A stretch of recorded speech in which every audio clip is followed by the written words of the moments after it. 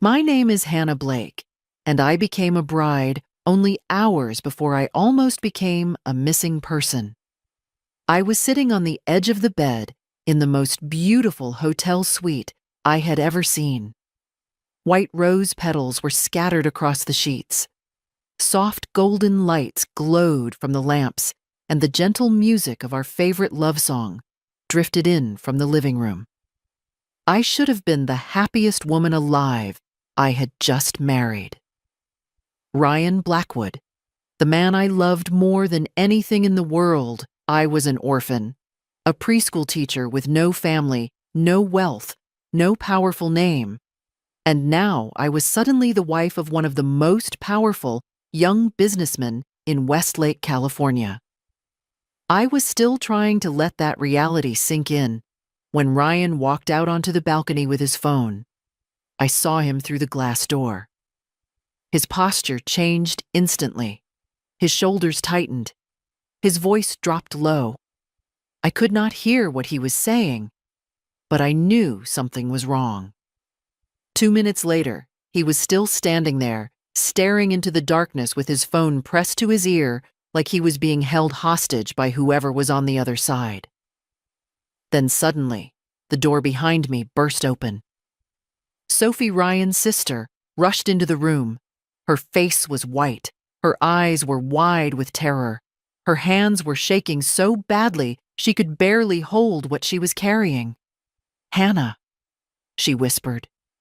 Before I could answer, she shoved something heavy into my hands.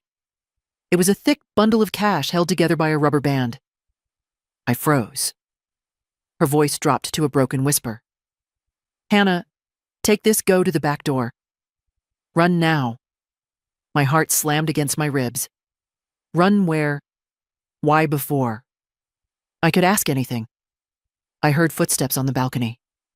Sophie grabbed my wrist. "Please, Hannah. If you stay here, your life will be over." I looked at the money in my hands and then at her terrified face. And in that moment, I knew. My wedding night was not the beginning of a fairy tale. It was the beginning of a nightmare. Just hours earlier, I had believed I was the luckiest woman alive. Ryan Blackwood was not just handsome and successful. He was gentle in a way that felt rare. He listened when I spoke. He remembered small details about me. He never made me feel small. When I told him I was an orphan, he did not pity me. He simply said, "Then we will build our own family." That was how he won my heart. When his powerful family resisted our relationship, he stood in front of them and said, "If Hannah is not accepted, then I will walk away." I believed that meant he was brave. The Blackwood family lived in a mansion by the lake, guarded by iron gates and silent security guards. Gregory Blackwood. Ryan father was the chairman of a massive construction empire. His eyes were sharp and cold, like a man who was always measuring how much power someone had. Margaret, his wife, was elegant and quiet. She smiled politely, but never warmly. And Sophie, their daughter, moved like a shadow. Always careful, always afraid to speak too loudly. I thought they were just a strict, wealthy family. I never imagined they were hiding something far worse. When Ryan stepped back into the room after that phone call, he looked calm again, almost too calm. "Who was that?" I asked gently. "Just business," he said, with a soft smile pulling me close. Tonight is about us, but his hands were tight on my shoulders, and his eyes were not smiling. I smiled back because that is what a new wife does. Even though every instinct in my body was screaming that something was very wrong. Behind his warm voice, I could feel fear. And behind the walls of that beautiful mansion, I could feel something dark waiting to surface. The next morning, sunlight filled the room like nothing bad had ever happened. Ryan was already awake, making breakfast downstairs. The smell of eggs and coffee drifted through the house. He smiled when he saw me like a perfect husband. "Did you sleep well?" he asked. I nodded, even though I had barely closed my eyes. Every sound, every shadow, every memory of Sophie's trembling voice had kept me awake. We sat at the long dining table together in silence. Then Margaret walked in, wearing a silk robe. Her smile was gentle, but her eyes were sharp. "Good morning, Hannah," she said. "I hope you had a pleasant first night in our home." Before I could answer, she turned to Ryan. "Sophie came home last night with swollen eyes. She would not tell me what was wrong." My heart skipped. Ryan did not look at me. "She was just being dramatic," he said. "She always is." Margaret nodded, but she was watching me, not him. Then Gregory entered the room, carrying a newspaper like a shield. He did not greet me. He did not acknowledge me. It was like I was invisible. That was when I understood this family was pretending nothing had happened, and pretending was their most dangerous weapon. When Ryan left for work, I knew I could not stay quiet. I needed to know what Sophie was trying to save me from. Because no one runs from love unless love has already become a trap. As soon as Ryan left the house, I went straight upstairs to Sophie's room. I knocked once. No answer. I knocked again. Still nothing. Slowly, I turned the handle. The room was empty, but her bed was unmade and her desk was covered with scattered books. On top of the desk was a small notebook left open. I knew I should not read it, but fear is louder than manners. I stepped closer. The pages were filled with Sophie's, handwriting uneven and shaky, like she had been crying while writing. The first line I saw made my blood run cold. "Dad knows what he did." Another line said, "Ryan saw everything." Then further down, "I cannot let Hannah suffer the same fate." My knees felt weak. What fate, I kept reading. "If Dad finds out I warned her, he will destroy me. But I would rather be punished than let Hannah walk into the same nightmare." Tears blurred my vision. This was not a prank. This was a warning. Just then, I heard footsteps in the hallway. I quickly closed the notebook and put it back exactly where it was. My heart was pounding. I had just stepped into something far bigger than I could understand. But now there was no turning back. Whatever Gregory Blackwood had done, whatever Ryan was hiding, it was powerful enough to make his own sister beg me to run, and that meant my life was already in danger. I went back to my room and locked the door. The bundle of cash Sophie had given me was still hidden under the mattress. For the first time, I understood what it really was. Not escape money, but a warning. I opened my laptop and typed in Blackwood Group article after article, praised Gregory Blackwood as a visionary leader and generous philanthropist. Everything looked too perfect, so I changed my search. Blackwood construction accident. Riverside Heights collapse. After scrolling for several minutes, I found a forgotten blog. The title stopped my breath. "The Truth Buried at Riverside Heights." The writer claimed a scaffolding collapse had killed workers years ago, but the story had been erased. Families were paid, records were changed, reporters were silenced. Then I read a comment that made my hands shake. The site supervisor that day was the chairman's son, Ryan. The room felt suddenly very small. This was not just a family secret. This was a crime that had been hidden behind money and power, and I had married into the middle of it. My phone rang from an unknown number.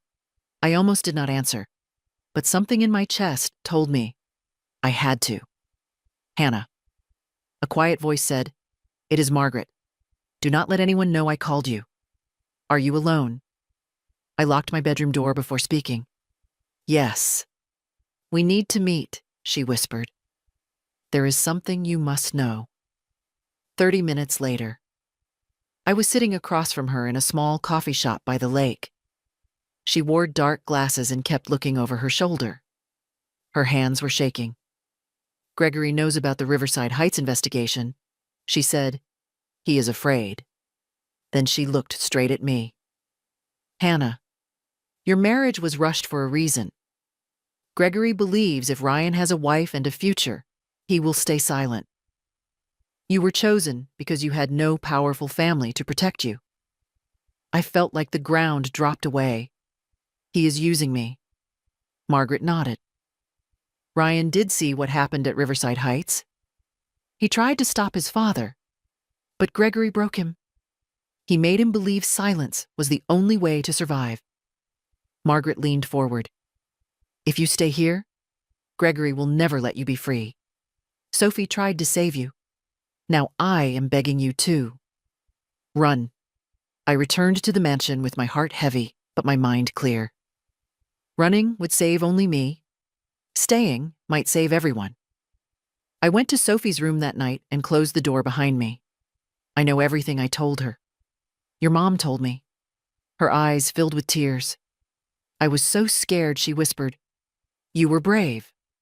I said, but now I need your help. We have to find proof. Something your father cannot erase. Sophie hesitated but then nodded. There is a spare key to his study hidden in the memorial room. No one goes there at night. That was our only chance. For the first time since the wedding, Sophie stood a little taller, maybe because for once, fear was no longer stronger than truth. Near midnight, the mansion was quiet. Sophie led me down a narrow hallway to a small memorial room filled with old photographs and dim lights. She reached beneath the altar and pulled out a small wooden box. Inside was a single metal key. We moved carefully toward Gregory's study. Every step sounded too loud. The door opened with a soft click. Inside, the air smelled of leather and smoke. File cabinets lined the walls. A heavy safe stood in the corner. I tried to open it, but it was locked. My chest tightened. Then I saw the computer on his desk. The screen asked for a password. I thought about Gregory and what mattered most to him, his pride. I typed the year he had won his biggest industry award. The screen unlocked. There was a folder marked RH Riverside Heights. Inside was a single video. My hands shook as I pressed play. The footage showed the scaffolding collapsing, workers screaming, and Gregory standing there calmly on the phone. His voice was clear. Remove everything. No witnesses. I copied the file to a USB drive. This was the truth they had buried, and now I was holding it. A car engine cut through the silence outside. Sophie and I froze. Headlights flashed across the windows. Gregory was back. We rushed out of the study and locked Sophie's bedroom door behind us. Footsteps moved through the house, slow and heavy. Then Gregory's voice echoed down the hall. Who was in my office? The door handle turned. Hannah, opened this door. Ryan's voice followed, trying to calm him. Dad, there is no problem. But Gregory was not listening. He burst inside. His eyes went straight to me. What did you take? I said nothing. He stepped closer. Where is the drive? Before I could answer, Sophie stepped in front of me. It was me. She said I was curious. Gregory face twisted. You think you can lie to me? He raised his hand and struck her. Sophie fell to the floor. Ryan rushed forward. That was when I knew this had gone beyond fear. This was now violence. And Gregory would not stop. Gregory stared at Sophie on the floor and then slowly pulled out his phone. I warned you all, he said. He made a short call. Send them now. Ryan looked at him in disbelief. Dad, stop this. Gregory smiled. You should have stayed obedient. A few minutes later, 2 men in dark suits entered the house. They did not speak. They did not smile. They stood waiting for instructions. Margaret appeared at the top of the stairs. Her voice was shaking, but firm. If you hurt them, I will go to the police. Gregory laughed. You would never. She held up a small USB drive. I already copied everything. For the first time, Gregory looked uncertain. His control was cracking. And when a man like him loses control, he becomes dangerous. Gregory shouted for the men to grab us. Ryan moved first. He stepped in front of me and Sophie. "Go," he yelled. Margaret grabbed Sophie's hand and pulled her toward the back door. I ran after them. Behind us, furniture crashed and voices shouted. The back gate was locked. "Climb," Margaret said, pointing to a tree near the wall. Sophie went first, then Margaret. When I tried to follow, someone grabbed my ankle. I fell hard before I could scream. Ryan tackled the man. "Go." "Hannah," he shouted. I climbed over the wall and dropped onto the other side. I heard Ryan cry out, but Margaret pulled me away.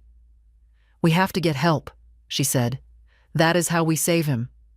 We ran into the darkness, not knowing if Ryan was alive, only knowing that stopping now meant losing everything. We found a passing taxi on the empty road and told the driver to take us straight to the police station. Margaret and I handed over both USB drives to the officer on duty. He watched the video in silence. His expression changed. Within minutes, calls were made and sirens filled the night. "They are going to the Blackwood mansion now." The officer said, "Your husband is being treated as a hostage." Those words made my chest tighten. We waited in a small room, holding hands, not speaking. Every second felt heavy. After what felt like forever, an officer came back. Gregory Blackwood, and the two men are in custody. "Ryan, Blackwood has been found injured but alive." Relief washed through me so fast I could barely breathe. We went straight to the hospital. Ryan was lying in a bed with bandages on his head. He looked at me and smiled weakly. "Are you safe?" he asked. I nodded. And for the first time since our wedding night, I felt like we might survive this. Just when we thought it was over. Gregory lawyers tried to claim he was not mentally stable. They wanted him sent to a hospital instead of prison. Our lawyer said we needed proof that everything he did was planned. Margaret remembered something. Gregory kept a black leather journal hidden behind his bookshelf. With police permission, we returned to the mansion. The house felt empty and cold. Margaret pressed a hidden latch and a small compartment opened. Inside was the journal. Every page was filled with Gregory handwriting. He had written about cutting costs, silencing families, paying officials. Then I saw a line that made my stomach turn. "Hannah Blake is the perfect pawn." And on the final page, "If all fails, use insanity defense. I have prepared the records." This was not madness. This was strategy. We handed the journal to the authorities. Gregory no longer had a way out. The courtroom was silent as the judge read the charges. Fraud, bribery, obstruction of justice, and finally, murder. Gregory Blackwood sat stiff in his chair. For the first time, he looked small. When the verdict was announced, I felt Ryan body shake beside me. Guilty on all counts. Sentenced to life in prison. Margaret covered her face. Sophie held her hand. Ryan stared at the floor. I held his arm. Gregory was led away without looking back. The man who had controlled everything now had nothing. Outside, rain began to fall. It felt like the world was washing away years of lies. Justice had finally caught him. The mansion was sold. The company was gone. The Blackwood name no longer opened doors. But for the first time, it did not feel like a prison. Ryan took small construction jobs using only his own hands. Sophie went back to school. Margaret started a small garden behind our rented home. I opened a free preschool class for children whose parents could not afford one. We used what little money we had to create a small scholarship fund in the names of the workers who died at Riverside Heights. It was not a grand gesture, but it was honest. Slowly, people stopped looking at us with fear and started seeing us as people, not shadows of Gregory Blackwood. We were building something new, something clean, something real.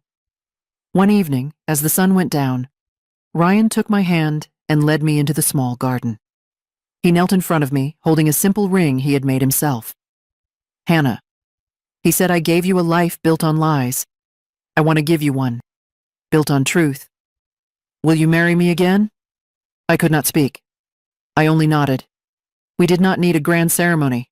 We had already survived fire. If this story touched you, remember this: silence protects abuse. Courage breaks it. If you believe that hit, share this story. And tell me in the comments, what would you have done if you were Hannah?